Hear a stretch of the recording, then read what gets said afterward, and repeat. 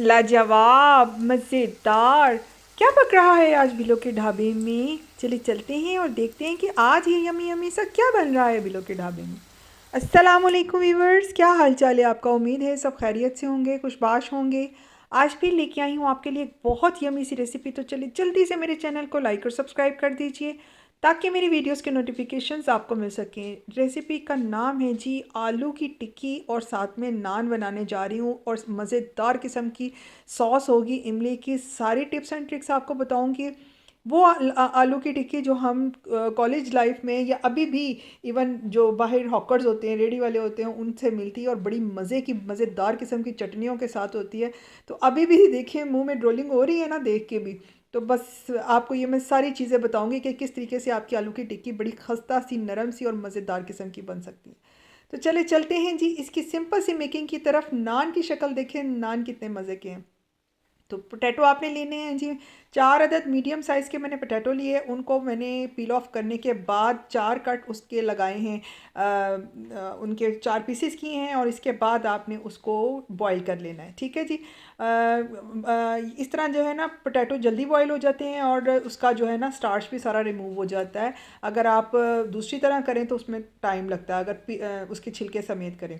तो ये तकरीबन 15 मिनट में जो है ना आपके आलू जो हैं वो बिल्कुल बॉयल हो जाते हैं।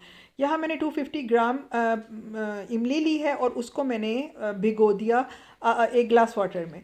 तो अब जी नान की प्रिपरेशन कर लें। सारी चीज़ें मैंने इकट्ठी की थी, साथ साथ की थी।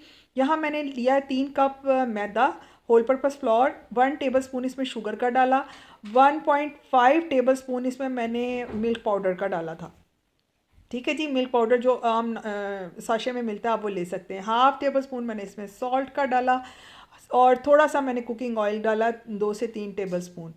ये चीज़ें आपने मिक्स कर लेनी है पहले। ये ड्राई मतलब ऑयल के साथ ये ड्राई इंग्रेडिएंट आपने मिक्स कर लेने हैं। अभी इसमें और भी चीज़ें हैं जिसकी वजह से ये बहुत नरम से सॉफ्ट से नान बनेंगे।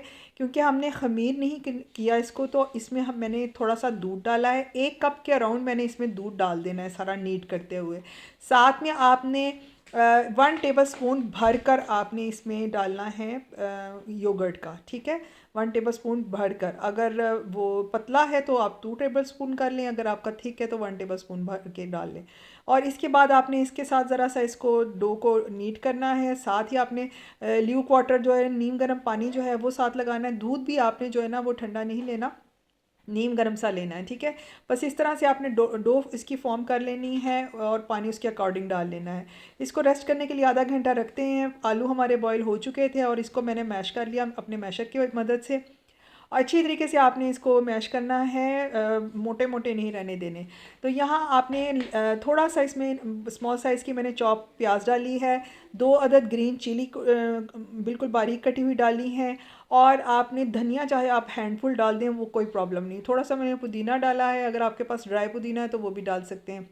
सॉल्ट मैंने पहले आलूओं में डाला था, तो आपने चख लेना है कि सॉल्ट कितना आपको और ज़रूरत है। तो यहाँ आपने 1 टीस्पून इसमें मैंने ज़ीरा पाउडर डाला है और 1/2 टीस्पून इसमें मैंने चिली फ्लेक्स डाली हैं। 1 टीस्पून इसमें मैंने सूखा धनिया पाउडर डाला है और 1/2 टीस्पून मैंने इसमें गरम मसाला पाउडर डाला है। ये सारी चीज़ें हैं। और इसमें साथ में मैंने चाट मसाला भी डाला है। चाट मसाला भी आपने 1 टीस्पून डालना है। तो मिर्चें मैंने बहुत कम रखी थी ताकि जो है ना कि चाट मसाला और गरम मसाला का भी फ्लेवर होता है तो वो अच्छे तरीके से उसका भी फ्लेवर आ सके। तो अगर ज़्यादा मिर्चें हों तो वो इतना ज़्यादा मज़े का नहीं लगता, क्योंकि सॉसेस भी हैं साथ। तो इस तरह से गोल गोल राउंड राउंड आपने जो है ना इसके बाउल से बना लेने हैं। क्योंकि आपने देखा होगा जो यूजुअली नान टिक्की जो जिसको कहते हैं ना, हम तो कटलेट कहते हैं ना इसको, लेकिन ये असल में नान टिक्की है। तो जो टिक्की होती है वो टिक्की की शेप की बनती है, बिल्कुल इस तरीके से राउंड शेप में।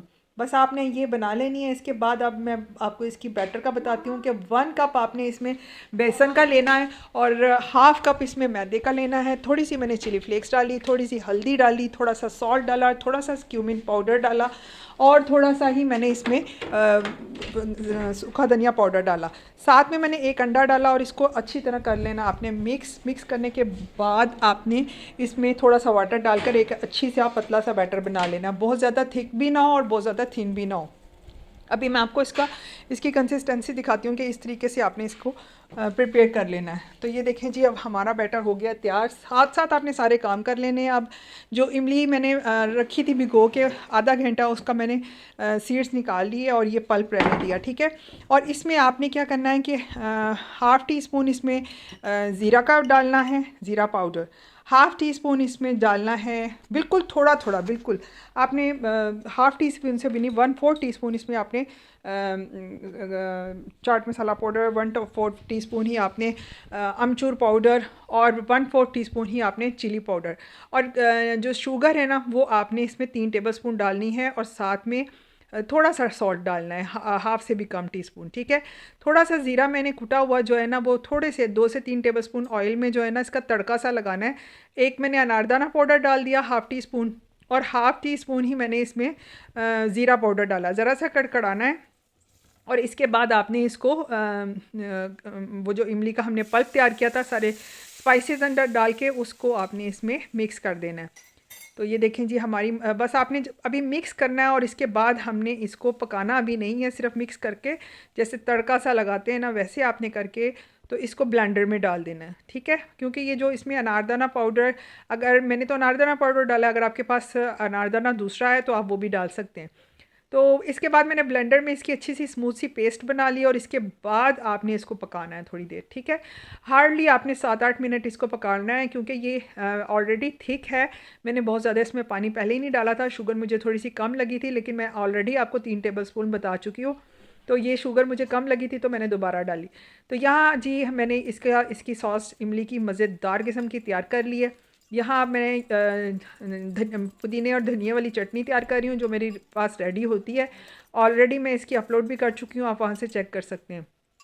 तो इस तरह आपने इसको चटनी को भी मिक्स कर लेना है, और यानी धनिया पुदीने वाली चटनी जो नॉर्मली घर में बनती है।